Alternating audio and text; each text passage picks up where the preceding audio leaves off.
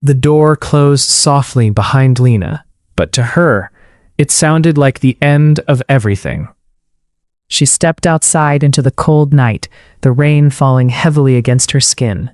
Within seconds, she was soaked, but she didn't stop walking because the pain inside her was louder than the storm. Her mind replayed everything, the way Daniel used to smile at her, the way he held her hand like he would never let go, the way he said, "I'll always choose you." She let out a quiet laugh. "Always," she whispered to herself. But now, always was gone. The next few days felt unreal. Lena woke up every morning hoping it was just a bad dream, but reality didn't change. Daniel was gone, or maybe he was never truly hers. She tried to stay busy, helping Maya, going outside, smiling when she needed to. But the truth was, healing doesn't happen in a straight line. Some days she felt strong, other days she couldn't even get out of bed. One evening, her phone lit up. Daniel. She froze. Missed calls, messages. "I'm sorry. I made a mistake. Please, just talk to me." Her fingers hovered over the screen.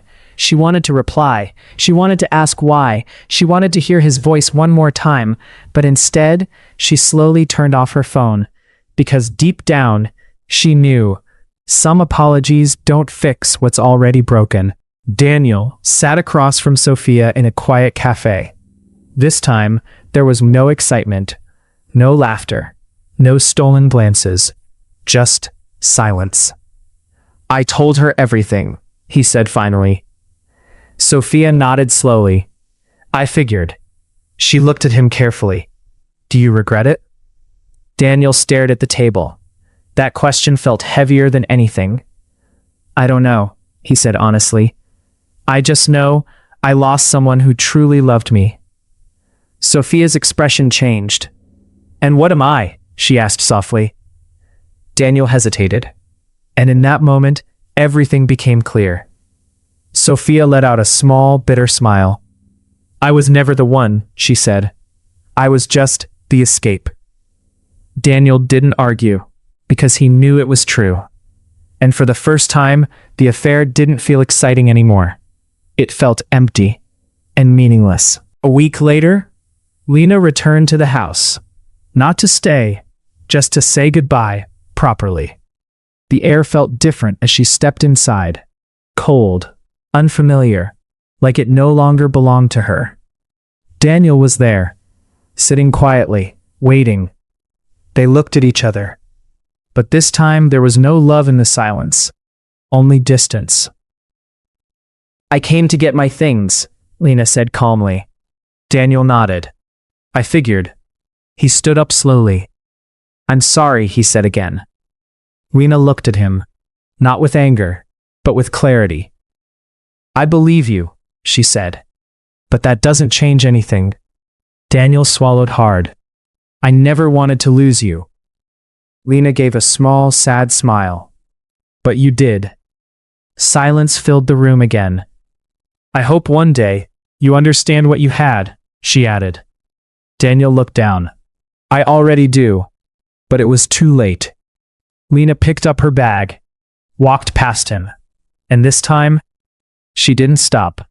She didn't turn around. She didn't hesitate. Because this goodbye was final. Time passed. Slowly but surely, Lena began to rebuild her life, not around someone else, but around herself.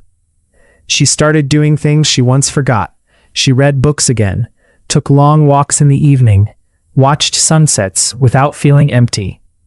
She laughed more, not because she forgot the pain, but because she learned to live with it.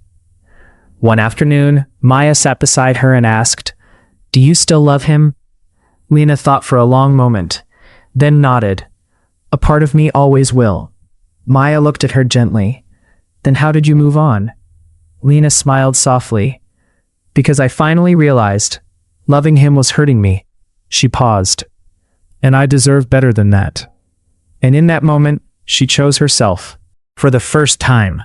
Months later, life felt lighter. Not perfect, but peaceful. One quiet afternoon, Lena sat in a cafe.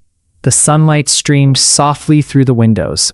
For the first time in a long time, she felt calm, whole, enough. A man walked in. He glanced at her and smiled politely. She smiled back. Simple, natural, no pressure, no fear, just a moment. And maybe that's how new beginnings start. Not with intensity, not with chaos, but with peace. Because Lena finally understood something important.